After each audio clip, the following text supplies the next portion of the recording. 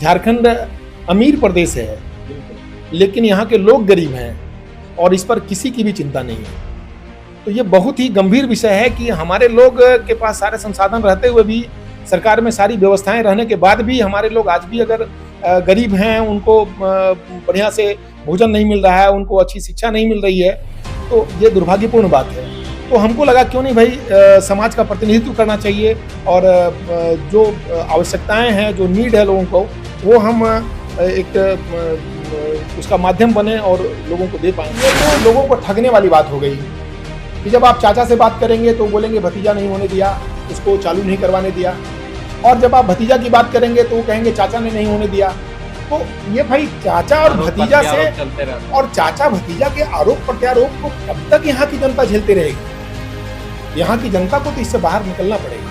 वर्तमान विधायक की आप बात कह रहे हैं, नो डाउट कि भाई वो निर्दलीय चुनाव जीत गए। आज जो परिस्थितियां हैं, 5 साल में उनका कार्यकाल आप उठा कर देख लीजिए, एक भी जनहित से जुड़े हुए मुद्दों की उन्होंने कभी कोई चर्चा नहीं की, न कभी इन विषयों को उठाया, न इस पर कोई कार्य किया। वो बार बार आरोप लगाते रहे कि भाई सरकार हमारी नहीं है, तो सरकार आपकी नहीं है, तो ये तो आपको निर्णय करना है कि भाई हम उसके बाद भी सरकार के बाहर रहते हुए भी हम अपने लोगों के लिए, उनसे जुड़े मुद्दों के लिए हम क्या कर सकते हैं। तो ऐसा एक बार भी पूरे विधानसभा में 5 साल के कार्यकाल में आप लोग को देखने को नहीं मिला होगा कि इन्होंने कोई ऐसा कार्य किया हो या ऐसा कोई विषय उठाया हो या ऐसे मुद्दों की चर्चा की हो जो जनहित से जुड़ा हुआ। महिला व बाल विकास मंत्री हमारी सांसद श्रीमती अन्नपूर्णा मैडम का कार्यक्रम इचाक में था, वहाँ पे अपने वर्तमान जो विधायक हैं पहुँच जाते हैं और वहाँ पे भारी विरोध हो जाता है, मंत्री जी के सामने विरोध हो जाता है। तो ये दुर्भाग्यपूर्ण बात है। इसका मतलब है कि लोग ये जान रहे हैं कि भाई ये आदमी इस लायक नहीं है, इसको फिर से मौका नहीं मिलना चाहिए। ये विरोध इस बात को दर्शा रहा है कि इस आदमी को अगर अवसर मिलता है तो फिर से पार्टी अपना चुनाव लूज करेगी।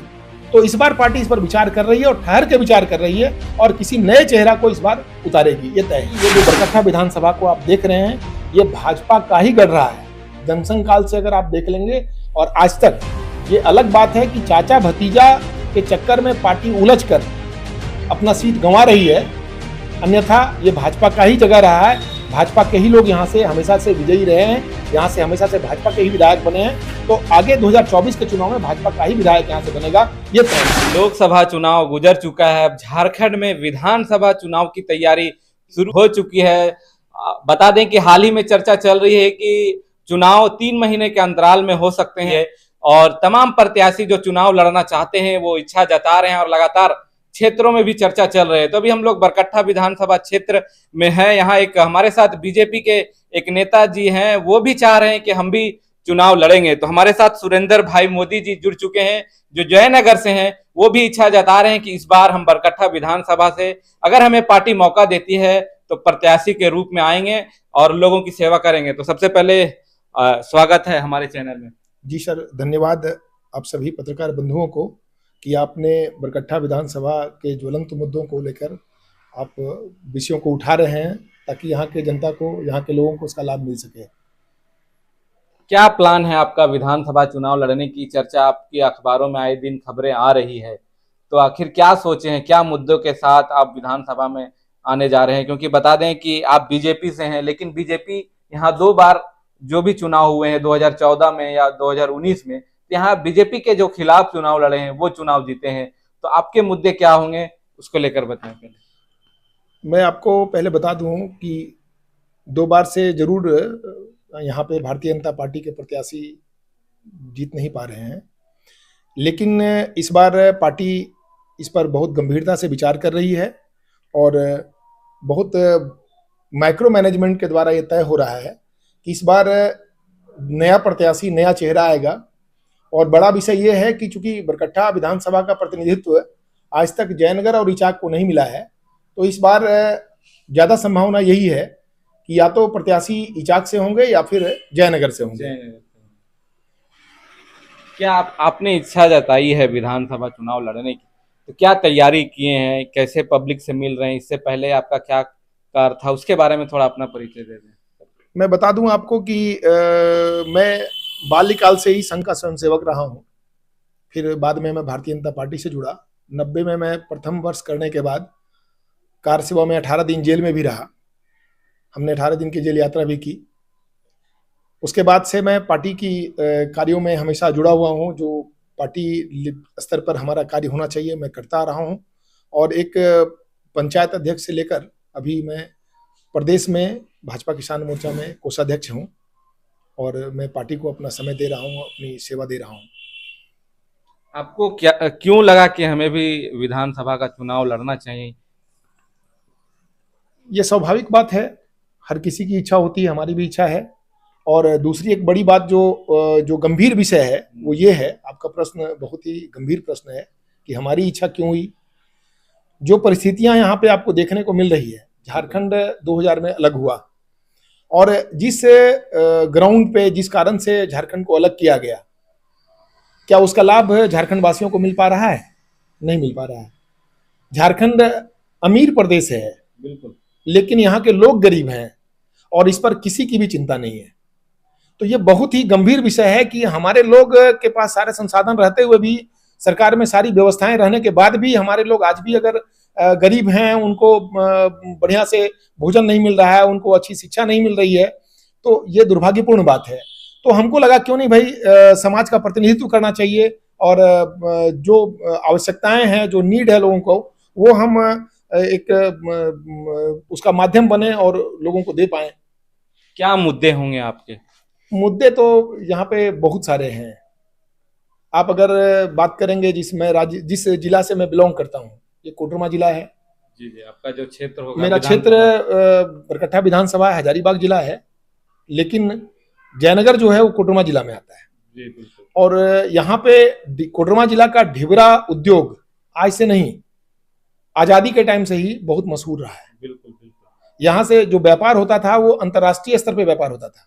बड़े बड़े उद्योगपति, बड़े बड़े व्यापारी यहाँ पे व्यापार करते थे।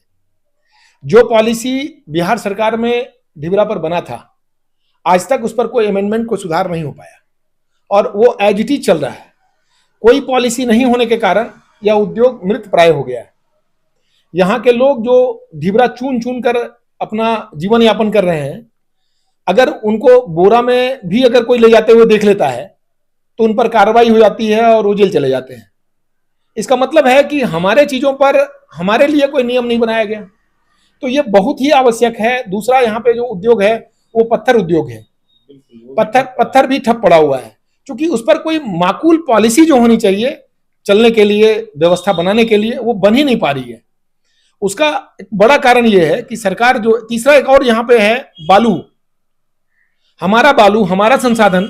आप देख रहे होंगे चोरी छिपे यहाँ से लोग निर्यात कर रहे हैं, बाहर भेज रहे हैं, बिहार जा रहा है, यूपी जा रहा है, और हमारे संसाधन पर हमको अधिकार नहीं कि हम उसको उपयोग कर सकें। अगर एक आदमी इंदिरा आवास, ये अबुआ आवास की जो बात कह रहे हैं या सरकारी आवास की बात कर रहे हैं, उसको बनाने के लिए अगर कोई गाड़ी बालू गिराता है तो उस व्यक्ति को सौकॉज नोटिस होता है कि भाई तुमने ये बालू कहां से लाया। ट्रैक्टर वाले को पकड़कर ट्रैक्टर सीज कर लिया जाता है, उसको जेल भेज दिया जाता है। तो ये बहुत ही दुर्भाग्यपूर्ण स्थिति है यहाँ पे झारखंड में कि हमारा संसाधन और हम ही उसका उपयोग नहीं कर पा रहे। इससे बड़ा विडंबना और क्या हो सकता है? आखिर इसके पीछे विफलता किसकी है? आप लोग लगातार यहाँ से विधायक चुन के भेजते हैं, सांसद चुन के भेजते हैं, तो आखिर उन्हें भी तो हक बनता है कि वो जनता की आवाज बने। देखिए, ये तो विधानसभा स्तर का मामला है, क्योंकि ये राज्य का मामला है। ये केंद्र का इसमें कोई हस्तक्षेप नहीं है, ये राज्य का मामला है। राज्य सरकार अगर कोई नीति नहीं बना पाती है तो ये उसकी विफलता है। और दुर्भाग्यपूर्ण स्थिति ये है, आप गौर करेंगे कि अगर माने झारखंड अलग होने के बाद से अगर देखेंगे तो पहला स्थायी सरकार जो पूरे 5 साल का अपना कार्यकाल पूरा की, वो माननीय रघुवर दास जी का कार्यकाल था, जो 2014 से 2019 तक का था।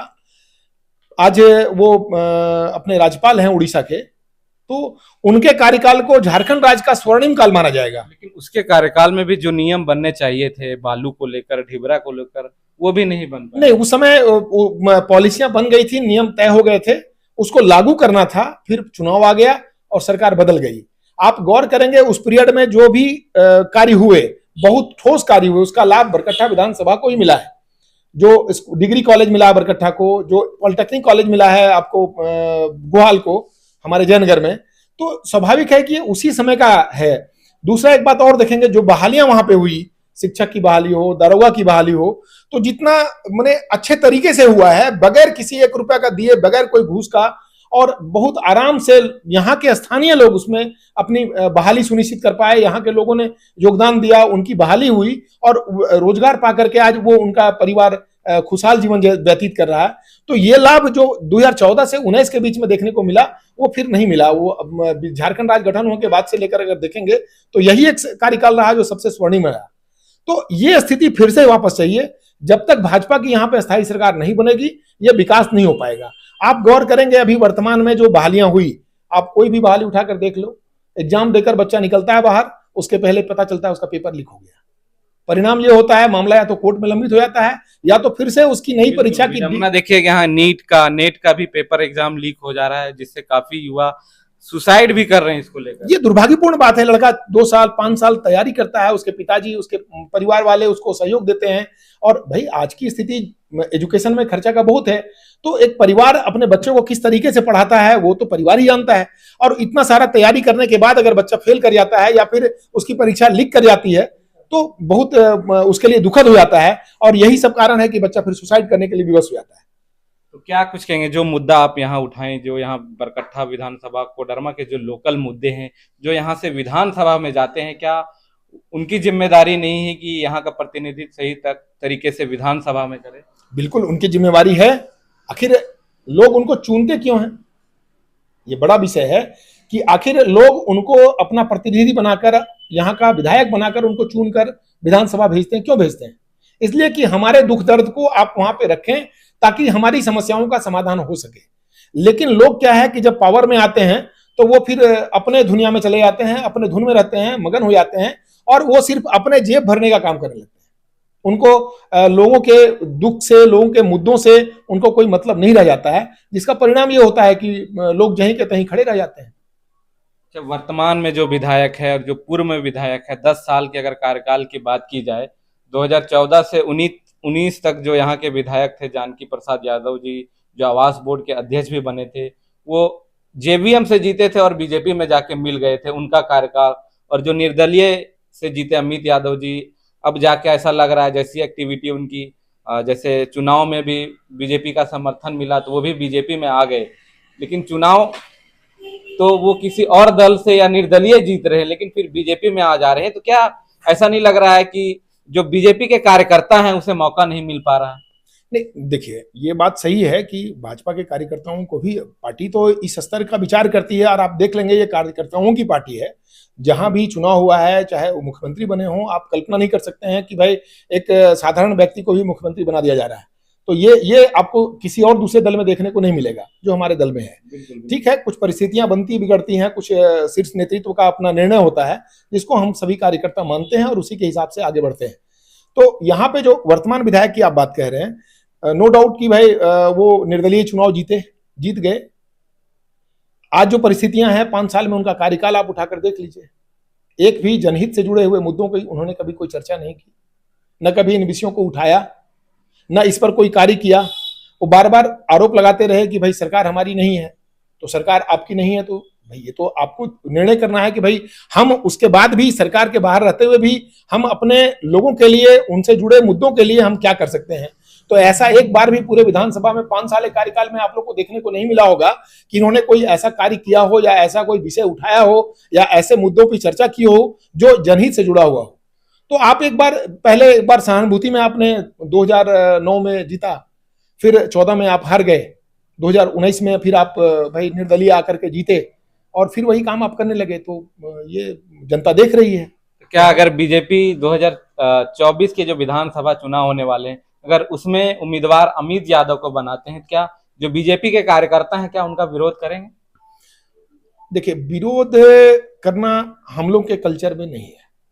हम लोग जो पार्टी सेट करते हैं, हम लोग विरोध करने वाली स्थिति में नहीं है, क्योंकि जो निर्णय पार्टी की होती है उसको हम लोग को मानना होता है। ये एक विषय है, लेकिन पार्टी भी ऐसा कोई निर्णय इस बार नहीं करने जा रही है कि लोगों को उनको फिर से मुंह का खाना पड़े। जो पिछले 2 बार से विधानसभा में भी आपने प्रश्न किया कि 2 बार से यहाँ पे भाजपा चुनाव हार जा रही है, तो ये परिस्थिति नहीं बनेगी, इस पर विचार करेगी। आप ऐसे भी गौर कर सकते हैं कि अभी माननीय महिला व बाल विकास मंत्री हमारी सांसद श्रीमती अन्नपूर्णा मैडम का कार्यक्रम इचाक में था।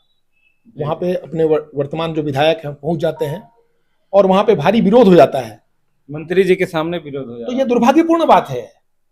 इसका मतलब है कि लोग ये जान रहे हैं कि भाई ये आदमी इस लायक नहीं है, इसको फिर से मौका नहीं मिलना चाहिए। ये विरोध इस बात को दर्शा रहा है कि इस आदमी को अगर अवसर मिलता है तो फिर से पार्टी अपना चुनाव लूज करेगी। तो इस बार पार्टी इस पर विचार कर रही है और ठहर के विचार कर रही है और किसी नए चेहरा को इस बार उतारेगी, ये तय है। अगर पार्टी आपको मौका देती है तो क्या मुद्दे रहेंगे आप, और किन मुद्दों के साथ जनता के बीच में जाएंगे? देखिए, पार्टी अगर अवसर देती है तो जरूर मैं चुनाव लड़ूंगा और लड़ूंगा भी, जीतूंगा भी और भाजपा की सरकार बनेगी। फिर हमारे जो यहाँ पे स्थानीय मुद्दे हैं, आप एक और मुद्दा देख लें। अभी वर्तमान सरकार की जो स्थिति है, 25% जो राइट टू एजुकेशन दिया गया है बिल्कुल बिल्कुल सबों को, क्या वो धरातल पर लागू हो रहा है? कुछ निजी विद्यालयों के साथ जो यहाँ पे जिला शिक्षा पदाधिकारी हैं, उनके मिली भगत से लड़कों की लिस्ट बनकर जाती है। सरकार से पैसा का जो आवंटन होता है वो उसका बंदरबाट होता है, लेकिन जिस नियम के तहत, जिस नीति के तहत यहाँ के स्थानीय लोगों को लाभ मिलना था, गरीब बच्चों को लाभ मिलना था, वो लाभ नहीं मिल पा रहा है। तो ये सारे बहुत सारे ज्वलंत मुद्दा हैं जिस पर विचार करने का विषय है कि भाई के मुद्दे क्या होंगे विधानसभा के लिए, अगर आप चुनाव में जाते हैं तो किन मुद्दों के साथ जाएंगे? हमारा स्थानीय जो मुद्दा है वो रहेगा, जो मूलभूत आवश्यकताएं हैं लोगों की, सड़क, पानी, बिजली की, ये रहेगी। उसके बाद ढिबरा उद्योग है वो यहाँ पे फले फूले। एक और बड़ा मुद्दा ये है कि चूंकि झारखंड खनिज संपदा से भरा हुआ राज्य है, तो इसका एक एक पैसा का लाभ यहाँ के स्थानीय लोगों को मिले, इसका हमारा प्रयास रहेगा कि भाई वो लाभ यहाँ के लोगों को मिले, सारे लोगों को निःशुल्क शिक्षा मिले। अच्छा, आपके ही क्षेत्र में एक प्लांट आता है, पावर प्लांट, वहाँ आए दिन कोई ना कोई मजदूर हो या कोई और लोग है, वहाँ स्थानीय लोग, लैंड लूजर लोग, वो आंदोलन करते रहते हैं, एक बड़ा मुद्दा है। तो मांझेडी जो पावर प्लांट है केटीपीएस का, क्या कुछ कहेंगे उस पर? आए दिन हाल ही में भी एस्पोन को लेकर भी आंदोलन चल रहा है। देखिए, यहाँ पे एक दुर्भाग्यपूर्ण बात और क्या है ये समझिए। जब पावर प्लांट यहाँ पे लगने जा रहा था तो लोगों को एक बहुत बड़ी उम्मीद जगी थी दो विषयों को लेकर। पहला क्या कि भाई हमको यहाँ के स्थानीय लोगों को रोजगार मिलेगा, पहला। बिल्कुल। दूसरा एक था कि भाई जो उसका क्षेत्राधिकार है वहां के लोगों को निःशुल्क बिजली मिलेगी, पानी की व्यवस्था मिलेगी, उनके बच्चों को शिक्षा की व्यवस्था मिलेगी। क्योंकि जब धूल उड़ेगा और यहाँ के लोग उस धूल को खाएंगे तो भाई उसके हिसाब से उनको लाभ भी मिलना चाहिए। तो ये बातें तय हुई थी, लेकिन स्थानीय प्रतिनिधियों के कारण, आप इसको गौर से देखेंगे, जो भी हमारे विधायक बने हैं, पूर्व हो वर्तमान हो, सबों का इंटरनल सेटिंग हो जाता है, लोगों को उसका लाभ मिल नहीं पाता है। वो निजी तौर पे अपना जेब भरने के लिए प्लांट को यूज कर रहे हैं और आम आदमी लाभ से वंचित हो रहा है।